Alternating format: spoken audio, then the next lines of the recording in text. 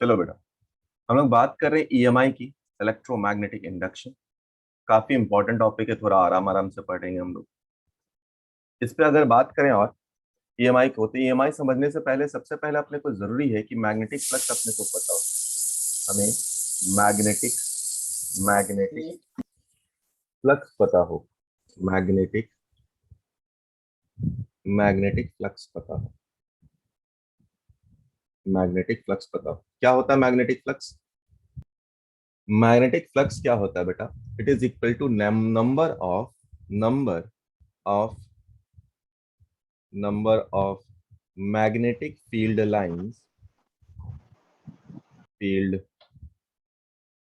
number of magnetic field lines number of magnetic field lines that passing through that is passing through a surface passing through a surface।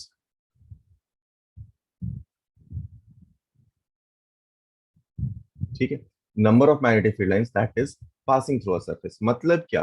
अगर हमारे पास ये एक surface है ना, और magnetic field इस direction में, सपोज मैग्नेटिक फील्ड इस डायरेक्शन में है बी, इसका एरिया वेक्टर किसी ए इस डायरेक्शन में होगा, दोनों के बीच का एंगल थीटा होगा अगर, तो हम लोग फ्लक्स को लिख सकते हैं, B A cos theta,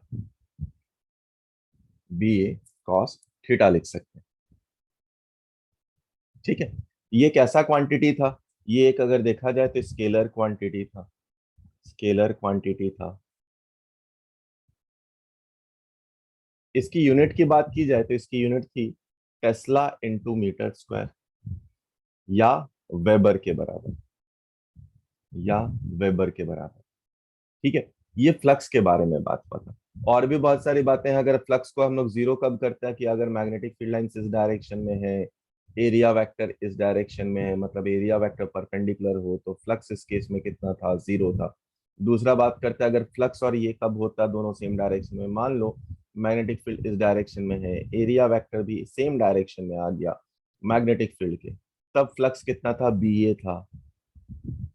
flux तब अपने पास बी ए था। अगर तीसरा केस कुछ 60 डिग्री ले ले तो भी हम लोग बता सकते हैं। मान लो 60 डिग्री या 30 डिग्री ले लिया जाए, ये अगर सपोज सपोज ये अपने पास मैग्नेटिक फील्ड लाइन है, एरिया वेक्टर मान लो इस डायरेक्शन में अगर हो, इस डायरेक्शन में अगर हो एरिया, ये एंगल थीटा है अपने पास, तो इस केस में जो फ्लक्स आ जाएगा वो minus B A cos theta हो जाएगा, क्योंकि एरिया वेक्टर और मैग्नेटिक फील्ड दोनों अपोजिट डायरेक्शन में हो जाएगा। ठीक है, next is Faraday's law. Next is Faraday's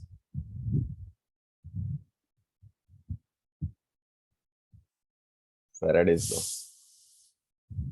अच्छा, समझते हैं हम लोग फैराडेज लॉ क्या बोलते हैं, समझते हैं इस बात को।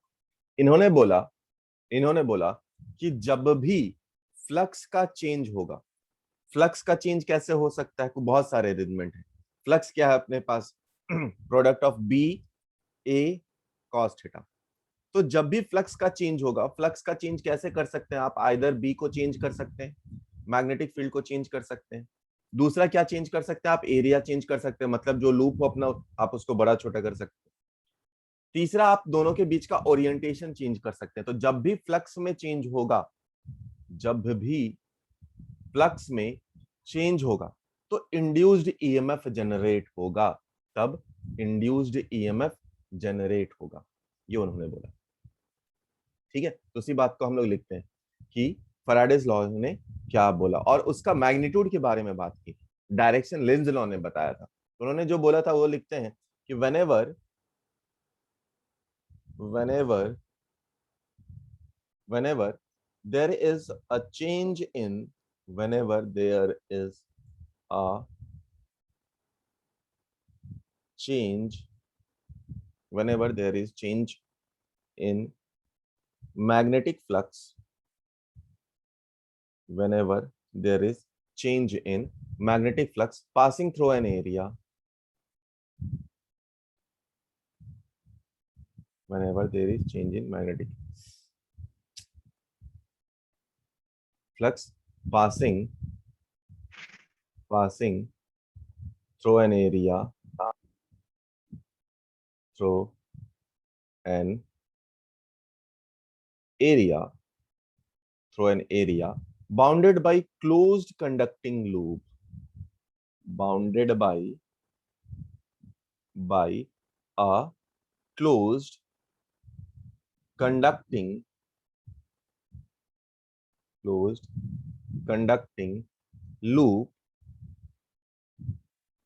bounded by closed conducting loop, an EMF is generated, generated which is known as induced EMF, which is known as induced EMF. ठीक है, तो मैग्नीट्यूड ऑफ इंड्यूस्ड ईएमएफ कैसा होगा? The magnitude of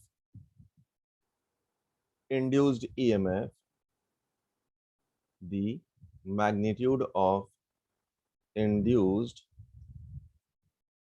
EMF,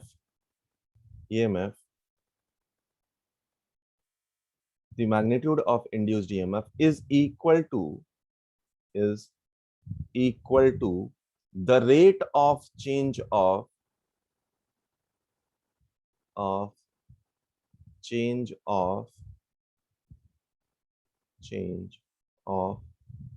magnetic flux.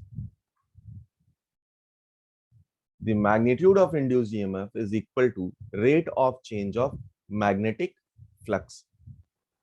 ठीक है, यानी कि यहां से हम लोग क्या लिख सकते हैं कि अगर EMF इंड्यूस्ड हुआ है, अगर EMF इंड्यूस्ड हुआ है तो वो कितने के बराबर होगा? वो होगा d phi by D t, magnitude के बराबर, इसका मैग्नीट्यूड। ठीक है, नेक्स्ट पॉइंट इसमें आप लिख सकते हैं, नेक्स्ट पॉइंट इसमें आप लिख सकते हैं कि इंड्यूस्ड ईएमएफ तभी तक प्रोड्यूस्ड होगा जब तक फ्लक्स का चेंज होता रहेगा। तो उस बात को भी आप लिख सकते हैं कि induced EMF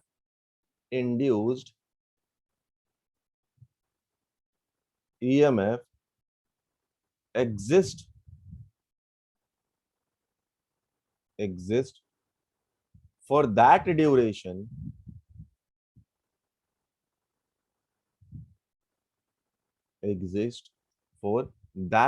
duration in which flux change takes place,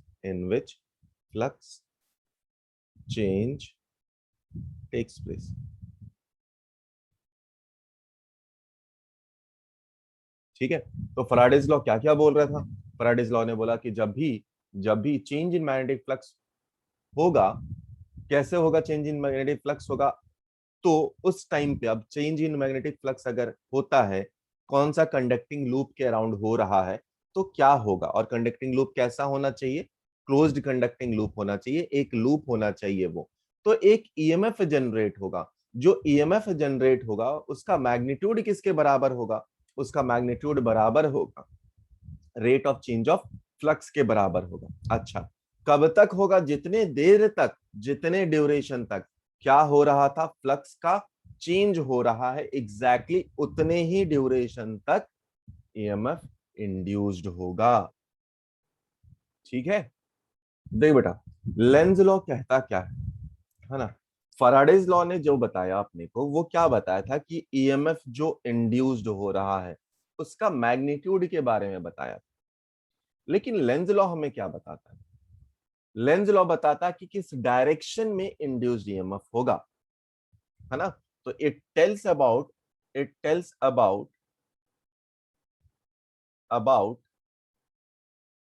the direction of induced EMF, the direction of induced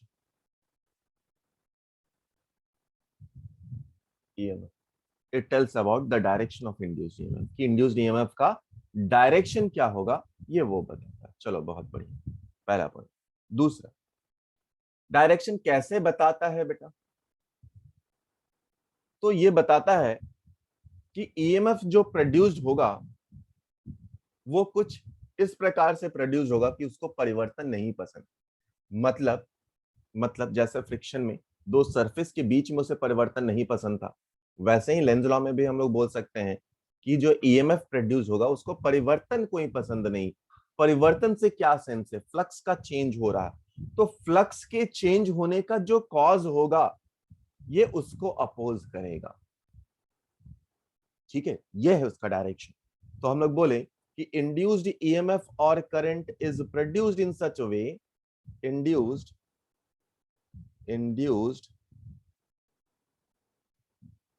EMF and current are produced in such a way, produced in such a way that it opposes the cause,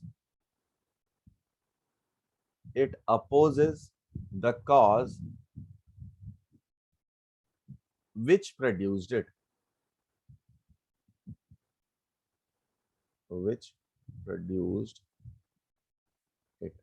जिस cause ने इसको produce करा ये उसी को oppose करता है।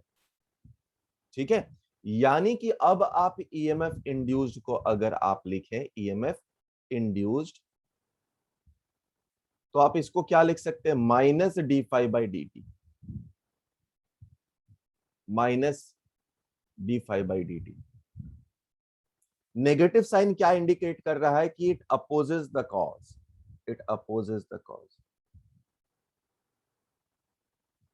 the cause which produced it,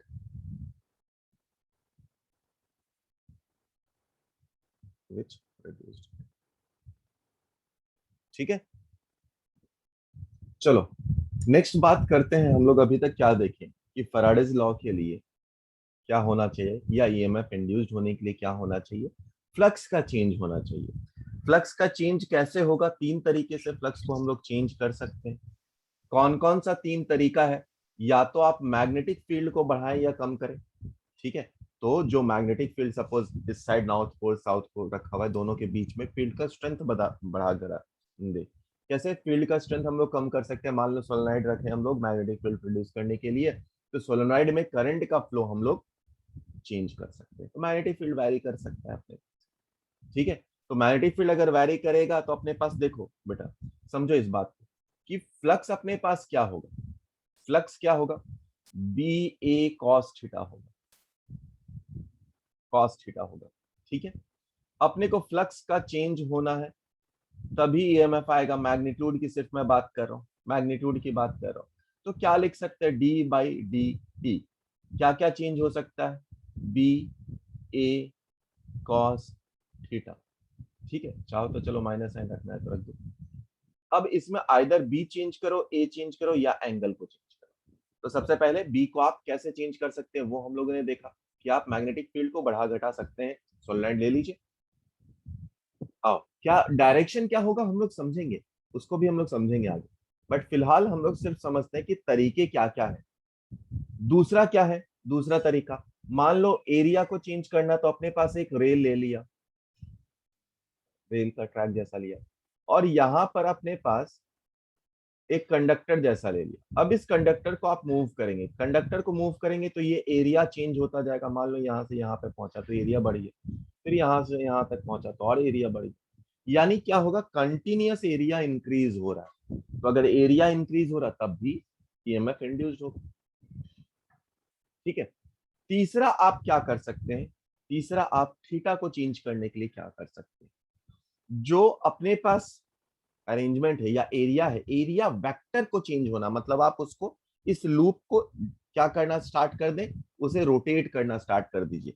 suppose मान लीजिए यहाँ पे एक मैग्नेटिक फील्ड, यहाँ पे एक मैग्नेटिक फील्ड है और ये लूप है अपने पास, तो इस लूप को करंट कैरिंग लूप है, तो इसको आप रोटेट करना स्टार्ट कर दीजिए, इसको रोटेट करना स्टार्ट कर दीजिए, रोटेट करना स्टार्ट कर दीजिए। तो जैसे ही ये रोटेट करना स्टार्ट होगा, रोटेट करना स्टार्ट होगा, तब क्या होगा, ईएमएफ इंड्यूस होगा। तो ईएमएफ इंड्यूस्ड हम लोग किस तरीके से कर सकते हैं, 3 तरीके से कर सकते हैं। एरिया को चेंज कर कर, मैग्नेटिक फील्ड को चेंज कर कर, और एंगल बिटवीन देम को भी चेंज कर कर। समझ में आया? नेक्स्ट हम लोग बात करते हैं इंड्यूस्ड करंट की, है ना। तो इंड्यूस्ड करंट क्या होगा? Induced current, induced current, induced current. तो बेटा इंड्यूस्ड करंट क्या होगा? हम लोगों ने अभी इंड्यूस्ड ईएमएफ निकाला, वो कितना था? Minus D five by D T, D five by D T. Induced current था अपने पास minus D five by D T. अच्छा, ठीक है। अगर हम लोग बोले कि सर्किट का रेसिस्टेंस आर है, अगर सर्किट का रेसिस्टेंस आर है, तो induced current is equal to कितना होगा? 1/R in divided by EMF divided by R, बोल सकते हैं हम लोग, है ना। इंड्यूस्ड करंट हम लोग बोल सकते हैं ईएमएफ डिवाइडेड बाई आर। और ईएमएफ को क्या लिख सकते हैं? ईएमएफ को क्या लिख सकते हैं? आई को हम लोग क्या लिख सकते हैं? आई को हम लोग लिख सकते हैं 1/R, पहले लिख दें। ईएमएफ को लिख सकते हैं minus D five by D T. ये आ गया क्या अपने पास? इंड्यूस्ड करंट आया। अब कमाल की बात ये होती है बेटा कि अपने को कई बार पूछा जाता है कि बताइए डायरेक्शन ऑफ इंड्यूस्ड करंट क्या होगा, और उस पे बहुत कंफ्यूजन होता है।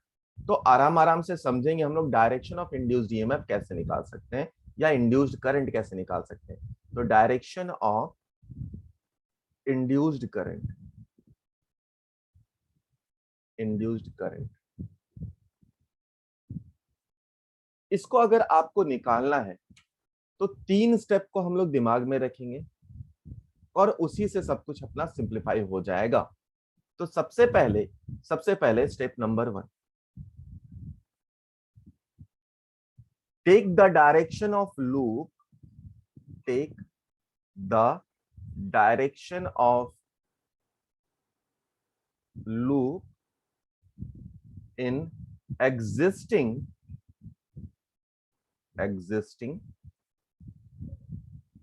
magnetic field direction,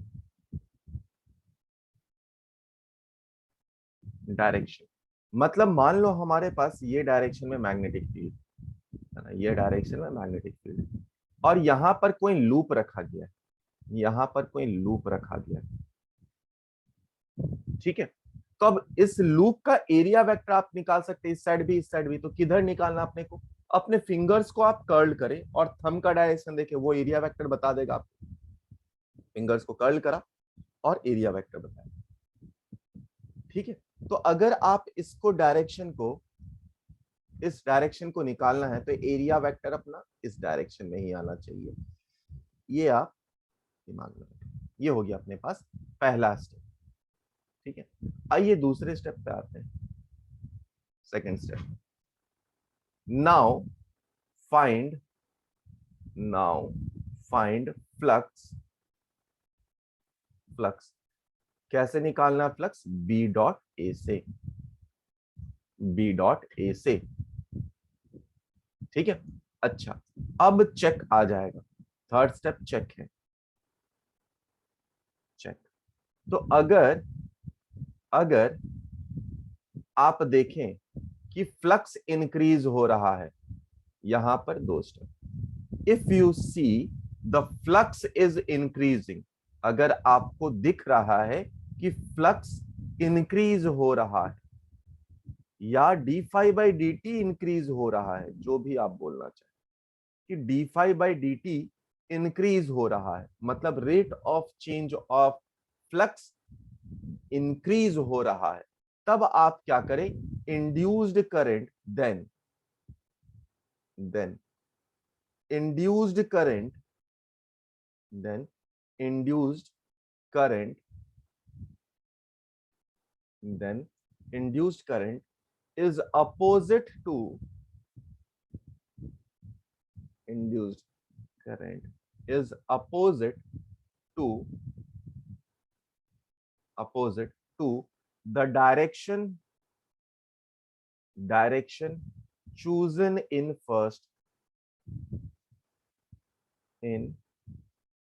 first step. इसका मतलब क्या हुआ कि मान लो सेम केस के लिए आपने क्या बोला, इसी को लेते हैं एग्जांपल में, यहीं पे लिख लेते हैं। मान लो एग्जांपल में इसी केस में हम लोगों ने बोला मैग्नेटिक फील्ड इंक्रीज हो रहा है। मैग्नेटिक फील्ड जैसे ही आपने बोला इंक्रीज हो रहा है, मैग्नेटिक फील्ड इंक्रीज हो रहा मतलब फ्लक्स इंक्रीज हो रहा, तो इंड्यूस्ड करंट का डायरेक्शन क्या होगा, जो पहला एरिया वेक्टर का डायरेक्शन जिधर आया था उस डायरेक्शन में नहीं, अपोजिट डायरेक्शन में। अपोजिट डायरेक्शन कब आएगा, जब आप कौन सा सेंस देखें, ये सेंस कौन सा अपने पास, तो इधर से देखिए सेंस, सेंस अपने पास कौन सा दिख रहा है, ये क्लॉकवाइज दिख रहा है। तो इंड्यूस्ड करंट का सेंस क्या हो गया, आई इंड्यूस्ड का सेंस क्या हुआ, क्लॉकवाइज हो। ठीक है, इधर से देखना अपने को, यहां से देखिए फिंगर्स को आपको ऐसे कर्ल करना पड़ रहा, ऐसे कर्ल करना पड़ा, तो ये कौन सा सेंस होता है, क्लॉकवाइज सेंस होता है। तो आप क्या लिखेंगे, क्लॉकवाइज सेंस। ठीक है, आइए पार्ट 2 में आते हैं, इसका पार्ट 2 में आते हैं कि मान लो सेकंड केस ऐसा बोला, सेकंड केस ऐसा बोला कि d five by D T decrease हो रहा है, डिक्रीज हो रहा है। चेंज को अपोज करेगा, हमेशा याद रखना, चेंज को अपोज करेगा। मतलब एक अगर इंक्रीज होगा तो उसका टेंडेंसी होगा इंड्यूस करंट का डिक्रीज किया जाए। अच्छा, तो D five by D T decrease हो रहा है, तो इंड्यूस्ड करंट कैसे आएगा, वो सपोर्ट करना चाहेगा, है ना।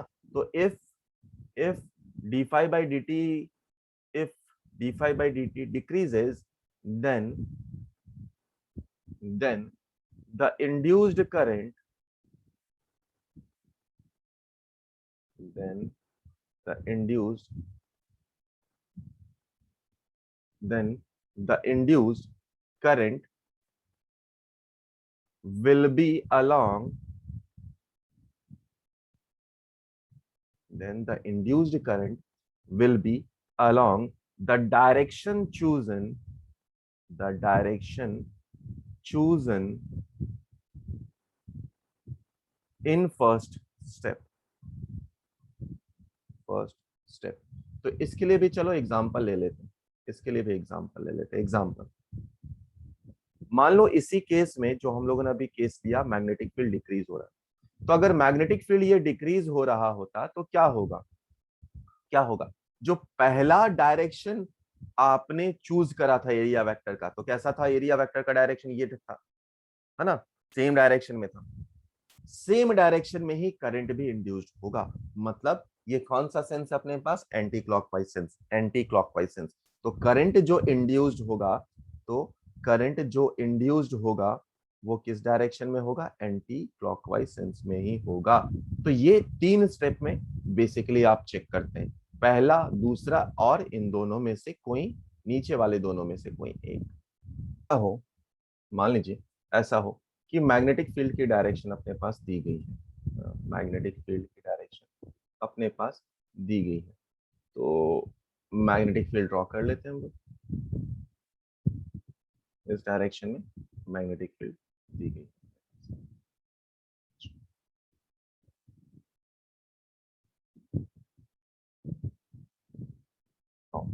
तो अपने पास इस रीजन में मैग्नेटिक फील्ड दिया हुआ है, मैग्नेटिक फील्ड किधर है, अंदर की तरफ है, इनटू द प्लेन।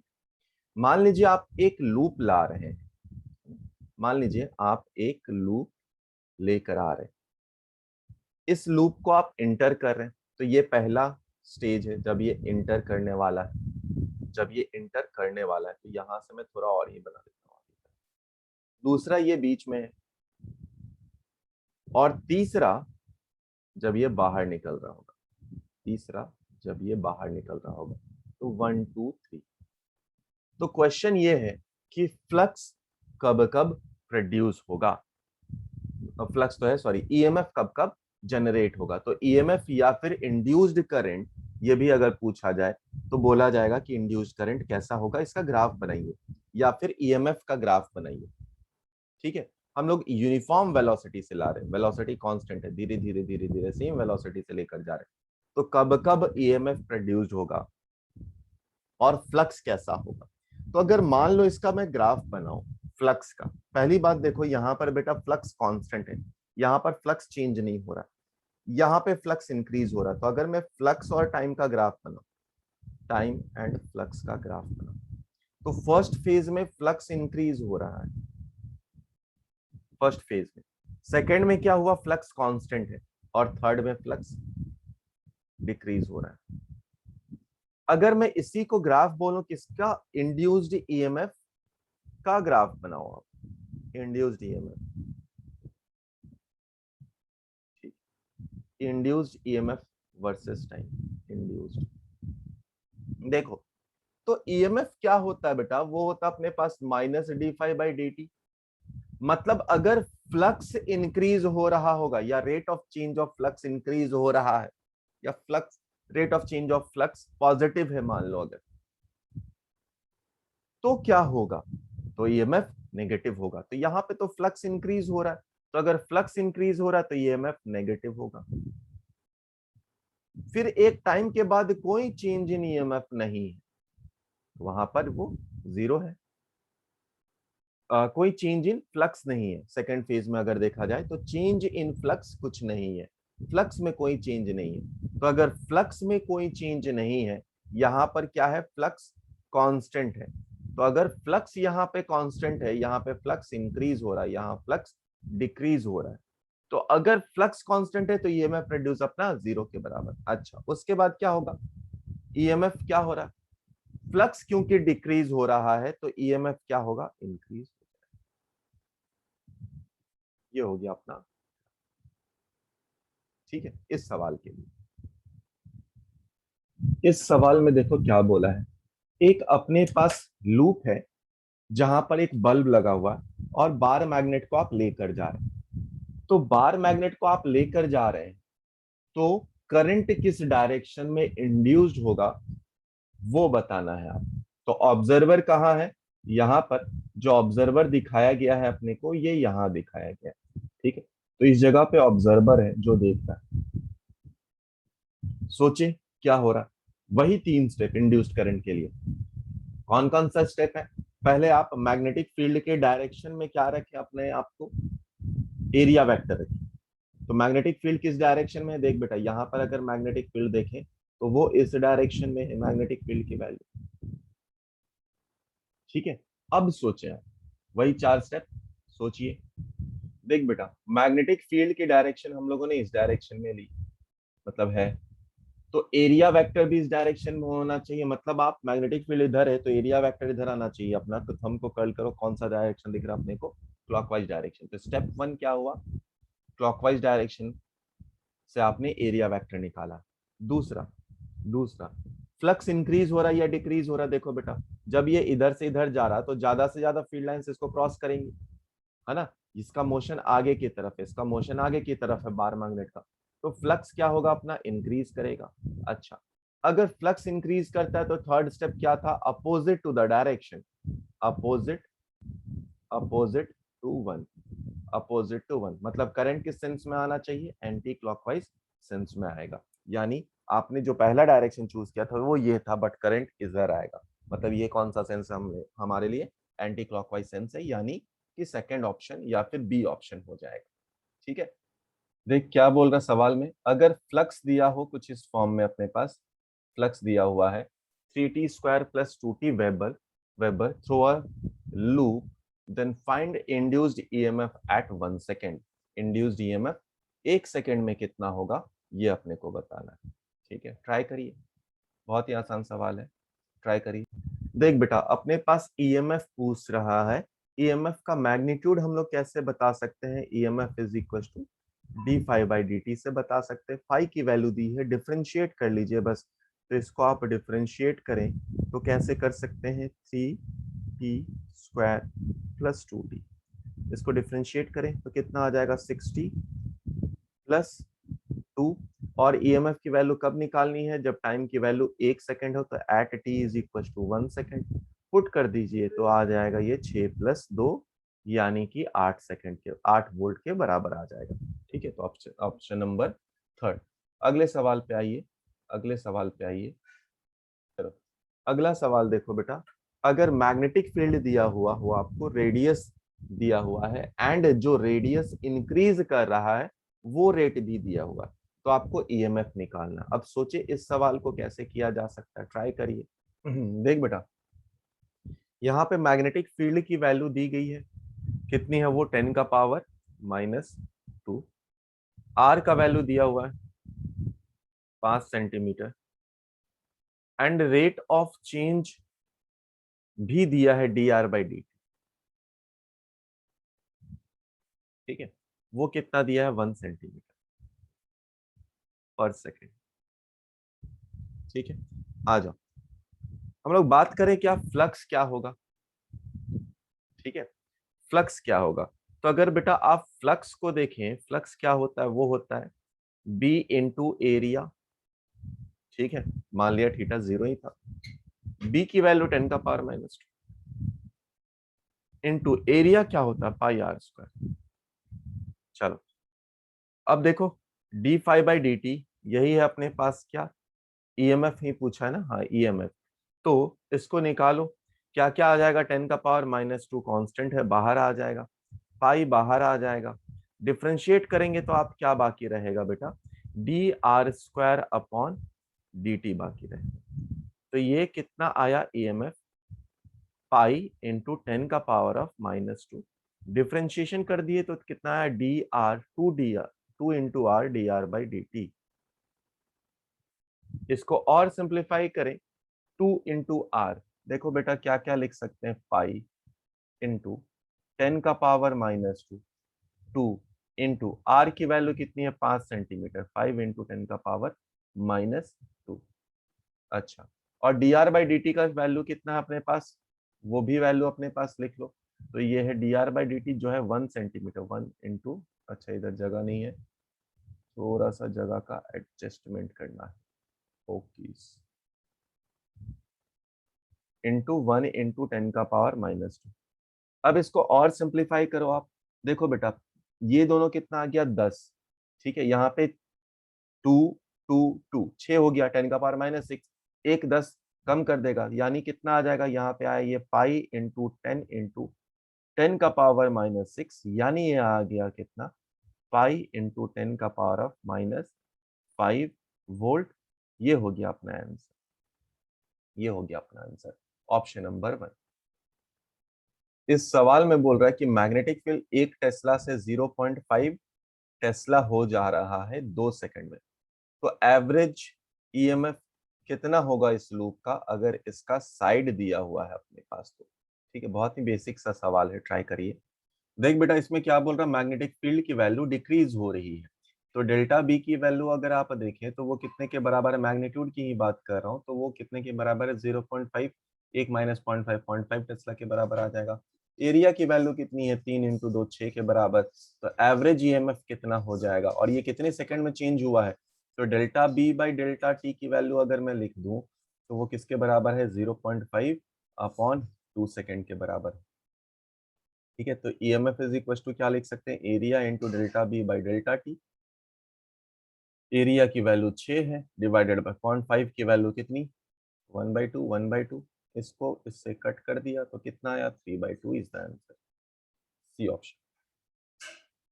देख बेटा इस सवाल में भी अपने से क्या बोला है कि करंट की डायरेक्शन क्या होगी, आपको ये बताना है। आप कहाँ से देख रहे हैं, नीचे से देख रहे हैं, तो हम लोग बॉटम से देख रहे हैं, ये अपने बॉटम से यहाँ से हम लोग व्यू ले रहे हैं। ठीक है, डायग्राम उसमें ज्यादा अच्छा बना हुआ है, व्यू ले रहे हैं। मैग्नेटिक फील्ड किस डायरेक्शन की तरफ, ऊपर की तरफ, और वो इंक्रीज कर रही।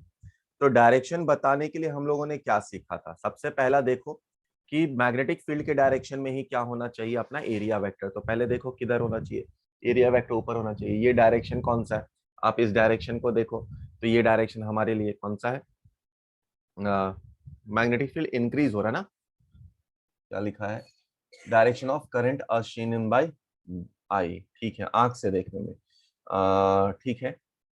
तो हम लोग अगर नीचे से देख रहे हैं तो अपने को मैग्नेटिक फील्ड ऊपर की तरफ दिख रहा, ऊपर के तरफ दिख रहा, तो ये सेंस देखो कौन सा, अगर घड़ी रख कर देखो तो ये सेंस आपको क्लॉकवाइज दिखेगा, ये वाला सेंस आपको क्लॉकवाइज दिखेगा। मतलब फर्स्ट जो डायरेक्शन हम लोगों ने लिया है वो क्लॉकवाइज है। ऊपर देखे, डायरेक्शन देखने में कई बार कंफ्यूजन हो सकता है, तो ऊपर देखे मैग्नेटिक फील्ड, थंब अपना ऊपर की तरफ आना चाहिए, तो आप फिंगर्स को कर्ल करें, फिंगर्स को कर्ल करें तो वो सेंस दिख रहा है अपने को कौन सा होना चाहिए, फिंगर्स को कर्ल करें, फिर घड़ी इमेजिन करें, देखिए घड़ी का सेंस क्लॉकवाइज आ रहा होगा, आप उसको इमेजिन कर सकते हो। ऊपर एक घड़ी रखें और ये सेंस को देखें तो ये सेंस आपको क्लॉकवाइज दिखेगा। अच्छा, और सेकेंड स्टेप क्या था अपने आप, सेकेंड स्टेप क्या था, फ्लक्स को चेक करें। तो यहाँ पर क्योंकि मैग्नेटिक फील्ड इंक्रीज कर रहा तो फ्लक्स भी इंक्रीज कर रहा। थर्ड स्टेप क्या था, अगर फ्लक्स इंक्रीज कर रहा तो डायरेक्शन क्या होगा, अपोजिट टू द फर्स्ट, यानी इंड्यूस्ड करंट किस डायरेक्शन में जाएगी, एंटी क्लॉकवाइज सेंस में जाएगा। तो ये हो गया अपने लिए आंसर, एंटी क्लॉकवाइज सेंस। ठीक है, एंटी क्लॉकवाइज सेंस। इस सवाल को देखो बेटा, इस सवाल में क्या बोल रहा है कि मैग्नेट फील्ड इधर है ना, जो मैग्नेट है अपने पास वो कुछ इस प्रकार का है। तो मैग्नेटिक फील्ड किधर लाइन होंगी, मैग्नेटिक फील्ड लाइंस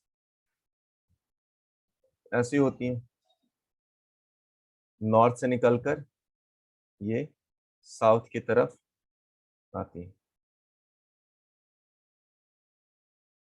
ठीक है, तो मैग्नेटिक फील्ड लाइन नॉर्थ से निकलकर साउथ की तरफ आती है। अपने को बताना है करंट का डायरेक्शन क्या होगा।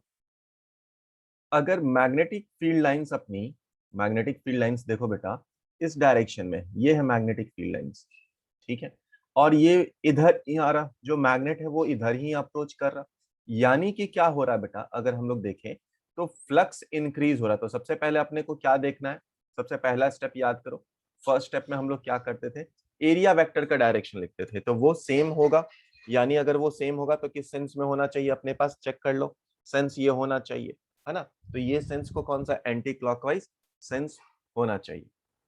तो करंट की डायरेक्शन एंटी क्लॉकवाइज सेंस होनी चाहिए अगर फर्स्ट केस में हम लोग देख रहे हैं तो। फर्स्ट केस में देख रहे हैं तो देख बेटा, अगर इस लाइन पे देखें, यहां पर देखें हम लोग, तो मैग्नेटिक फील्ड अपने पास किधर है, अंदर की तरफ आ रहा है। इसको क्लियर करता हूं, डायग्राम थोड़ा खराब बन गया। मैग्नेटिक फील्ड लाइंस अगर देखें हम लोग तो वो इधर है, ये इधर की तरफ है ना।